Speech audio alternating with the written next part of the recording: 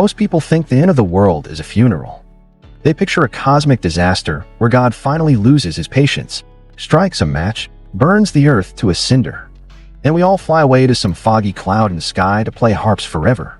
But what if I told you the Bible doesn't describe the end as a funeral, but as a wedding?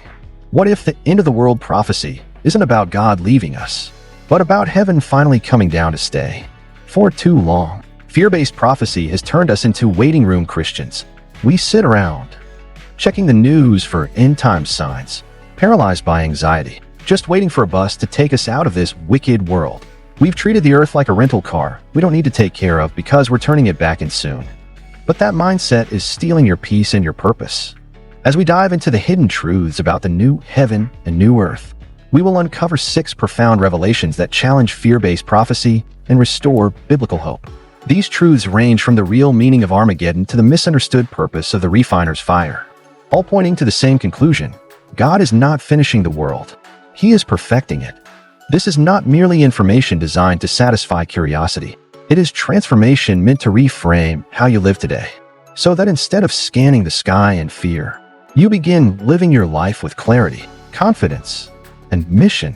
When we talk about biblical end times prophecy, many people become stuck on the word new, assuming it always means total replacement rather than restoration. In Revelation 21, John describes a new heaven and a new earth. But in modern English, new usually implies something entirely different, replacing something old and broken. However, the original Greek language of the New Testament makes an important distinction that dramatically changes how we understand this prophecy. Greek uses 2 different words for new, each carrying a very different meaning and theological implication. The first word, neos, refers to something that has never existed before, while the second word, kainos, means renewed, restored, or transformed from an existing reality. When Scripture speaks of the new heaven and new earth, it consistently uses kainos, showing that God is not discarding creation, but restoring what sin vandalized. Isaiah confirms this long before the New Testament is written, describing new heavens and a new earth where joy replaces sorrow and the sound of weeping is no longer heard. This is not the language of a ghostly afterlife, but of embodied life filled with work, relationships, and purpose, including houses, vineyards, and meaningful human activity. God reveals himself not as a destroyer, but as a master renovator who strips away corruption while preserving what is good. Anyone who has watched a historic building restored understands this process clearly, because the foundation is never demolished. Only the rot, mold, and damage are removed. This truth changes how you see your body, your work, your environment, and your daily faithfulness. Because the end of the world is not the end of existence, but the end of evil itself. The squatter is removed, and the rightful owner finally moves back in. At this point, many people immediately ask about fire, because fire imagery in prophecy often triggers fear and misunderstanding. 2 Peter chapter 3 describes elements dissolving with fire and the earth being burned, language that sounds catastrophic until it is read through the consistent biblical use of fire. Throughout Scripture, fire is rarely used to annihilate what God values, but instead to purify what he intends to preserve. A goldsmith does not place gold into a furnace to destroy it, but to separate it from impurities so its true value can be revealed.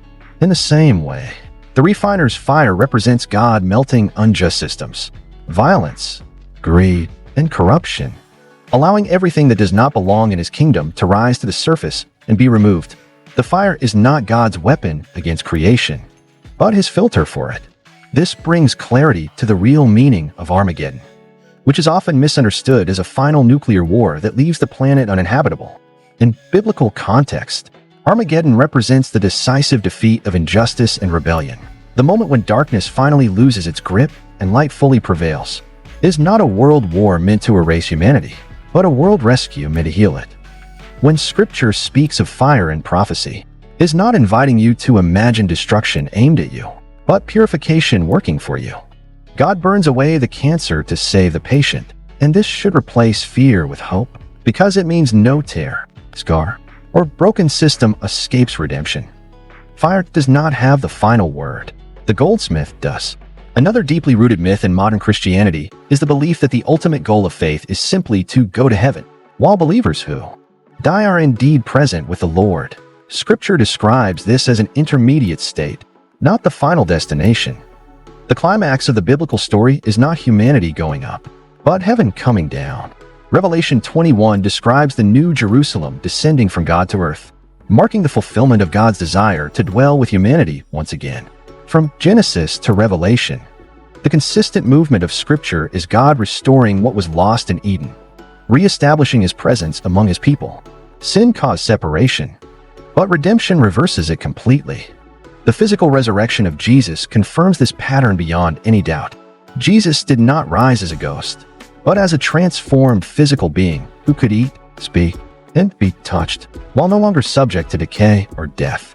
His resurrection body serves as the preview of what awaits both humanity and creation itself. Eternity is not spent floating as disembodied spirits, but living fully embodied lives on a restored earth where the spiritual and physical are finally united. If God did not value the physical world, resurrection would be unnecessary, but He redeemed the physical precisely because He intends to dwell within it forever. Romans chapter 8 reveals that creation itself groans like a woman in childbirth, not dying, but bringing forth something new. Birth pains are intense and painful, yet they signal life emerging, not ending. And Paul uses this image intentionally to describe creation's future. The earth waits eagerly for redemption, because when humanity is restored, the ground beneath their feet is restored as well. Just as God redeems your body rather than replacing it, He redeems the earth rather than discarding it. 1 Corinthians 15 explains this through resurrection imagery, showing that what passes through judgment emerges transformed, just as a seed becomes a flower. Creation is not being deleted, it is being perfected. Every sunset, mountain, and ocean you admire today is a groaning preview of a future filled with joy and glory. God loves His creation too deeply to surrender even a single square inch to corruption or decay. This truth reshapes your daily life in practical ways. If the world were destined for destruction, your work would ultimately be meaningless. But because God is restoring creation, every act of faith carries eternal weight. Paul concludes his resurrection teaching by reminding believers that their labor in the Lord is never in vain. Because the new earth is described as a garden city, human creativity, work, justice, and relationships matter deeply right now. We are not passive spectators waiting for escape, but active ambassadors of a kingdom already breaking into the present.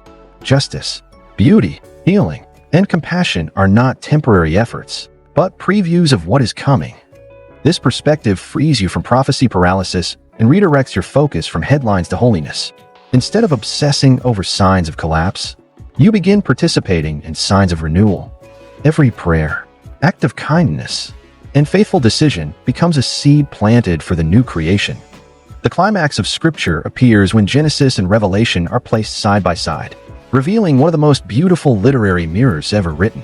What begins as a garden in Genesis matures into a garden city in Revelation, showing humanity fulfilling its calling under God's wisdom. The curse introduced by sin is completely reversed. The tree of life is restored, and God's dwelling is permanently with humanity. The end of the world is not a tragic finale, but a return made better than the beginning. History does not fall off a cliff. It completes a circle where God and humanity walk together again. The hidden truths of prophecy become visible reality. If end times teaching once filled you with fear, let this restore hope. Prophecy was never meant to fuel anxiety, but to guide faith. God is renewing all things, and that renewal has already begun within you through the Spirit. One day, it will encompass the entire universe. Which of these truths changed your perspective the most? Was it the refiner's fire or the Genesis Revelation mirror? Share your thoughts below. Subscribe for more biblical clarity. And remember this, the world is not falling apart. It is falling into place.